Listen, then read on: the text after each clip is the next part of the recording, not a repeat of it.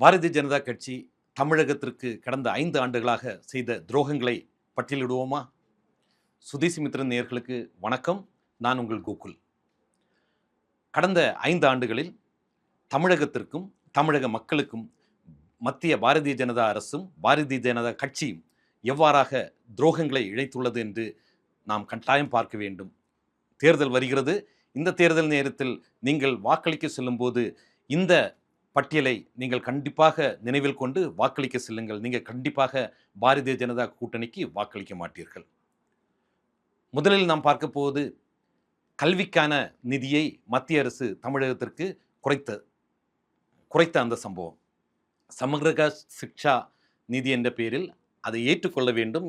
ஏற்றுக்கொண்டால்தான் உங்களுக்கான நிதியை நாங்கள் தருவோம் என்று கூறி, சமகிர சிக்ஷா என்பது வேறொன்றும் இல்லை, தமிழகத்தில் இந்தியை திணிப்பதற்காக அவர்கள் மத்திய அரசு கொண்டு வந்த ஒரு கருவி.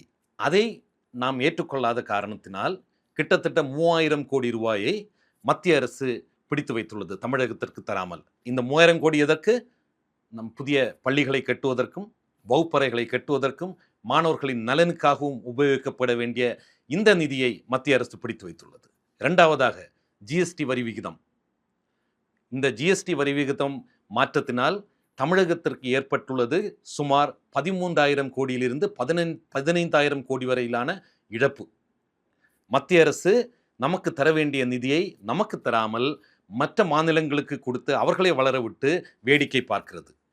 நாம் செலுத்தும் ₹1 வரியில் நமக்கு வரும் 29 காசு மட்டுமே நமக்கு கிடைக்கிறது. அந்த 29 காசு வாங்குவதற்கு கூட நாம் இவர்களுடன் மல்லிட வேண்டிய ஒரு சூழ்நிலை ஏற்பட்டுள்ளது.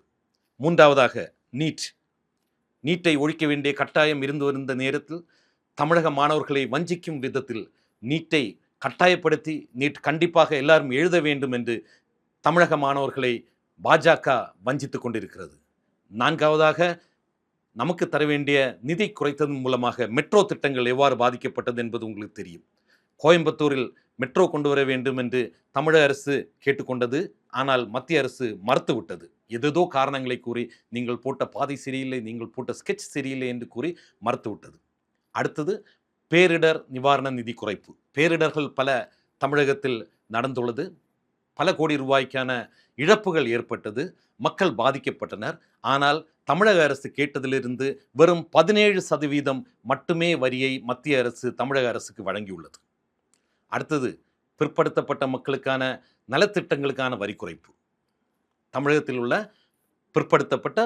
மிகவும் பிற்படுத்தப்பட்ட மக்களுக்கு மத்திய அரசு தர வேண்டிய நிதியை குறைத்ததன் காரணமாக தமிழக அரசு அவர்களுக்கு செய்ய வேண்டிய நலத்திட்டங்கள் வெகுவாக பாதிக்கப்பட்டுள்ளது. அடுத்ததாக கீழடி ஆய்வு. தமிழின் தொன்மையை உலகுக்கு எடுத்து கூறும் வகையில், தமிழின் பெருமையை உலகிற்கு எடுத்து சொல்லும் வகையில் கீழடியில் ஆய்வு மேற்கொண்டோம். மத்திய அரசின் துறைதான் இதை ஆய்வினை மேற்கொண்டு வந்தது. ஆனால் பல காரணங்களால் இந்த ஆய்வு தாமதப்படுத்தப்பட்டது. தமிழரின் பெருமை உலகுக்கு தெரிந்துவிடும், தமிழின் பெருமை உலகுக்கு தெரிந்துவிடும் என்ற காரணத்தினால் இந்த கீழடி ஆய்வை வேண்டுமென்றே அவர்கள் நிறுத்தி வைத்தார்கள். அதன் பின்னர் மாநில அரசு அதை ஏற்றுக்கொண்ட பின் தான் அந்த ஆய்வு வேகமாக சென்று கொண்டிருக்கிறது. அடுத்ததாக நாம் பார்க்க போனவென்றால் முக்கியமான ஒன்று திருப்பரங்குன்றம் போன்ற விஷயங்கள். மாநிலத்தில் ஜாதியின் பெயரால், மதத்தின் பெயரால் மக்கள் பிளவுபடுத்த வேண்டும், இங்கு ஒரு அமைதி நிலவக்கூடாது என்று திருப்பரங்குன்றம் போன்ற விஷயங்களை அவர்கள் கையில் எடுத்து இங்கு ஒரு வன்முறை தூண்டுவதற்கு பாரதிய ஜனதா கட்சி தயாராக இருக்கிறது. அடுத்ததாக RN ரவி போன்ற ஒரு ஆளுநர் தமிழகத்திற்கும் தமிழ் தாய்க்கும் எதிராக பல கருத்துக்களை கூறி அந்த விதத்தில் நடந்து கொண்ட ஒரு ஆளுநர் RN ரவி அவர்கள். பல திட்டங்கள் முடங்குவதற்கு அவர் ஒரு காரணமாக இருந்தார். கழகங்களில் துணைவேந்தர்களை நியமிப்பது மற்றும் உங்களுக்கு தெரியும், நீட்டை விலக்குவதற்கு தமிழக சட்டமன்றம் ஒரு தீர்மானத்தை போட்டது. அதை கூட அவர் கிடப்பில் போட்டு வைத்து விட்டார், ஜனாதிபதிக்கு அனுப்பாமல். ஆகவே இத்தகைய ஒரு ஆளுநரை தமிழகத்தில் நியமித்ததும் பாரதிய ஜனதா தமிழகத்திற்கு செய்த ஒரு பெரிய துரோகம்தான். அடுத்தது மன்ரேகா, மகாத்மா காந்தி ஊரக வேலைவாய்ப்பு திட்டம், வேலைவாய்ப்பு உறுதி திட்டம் என்று ஒன்றினை நமது காங்கிரஸ் அரசு கொண்டு வந்தது. அதை கிடப்பில் போட்டுவிட்டு அதில் மாற்றங்களை ஏற்படுத்தி பேரை மட்டும் மாற்றவில்லை. நீங்கள் பேரை மாற்றிவிட்டால் கூட எங்களுக்கு பிரச்சனை இல்லை. மகாத்மா காந்தியின் பேருக்கு பதிலாக நீங்கள் வாஜ்பாய் பேரை கூட வையுங்கள். ஆனால் அந்த திட்டத்தின் அம்சங்களை நீங்கள் மாற்றி ஊரக வளர்ச்சியில் ஒரு பாதிப்பை ஏற்படுத்தி விட்டீர்கள். கிராமப்புற மக்களுக்கு கிடைக்க வேண்டிய அவர்கள் தினமும் சம்பாதித்து கொண்டிருந்த ஒரு சிறு தொகையை நீங்கள் அவர்களிடமிருந்து பிடுங்கி விட்டீர்கள்.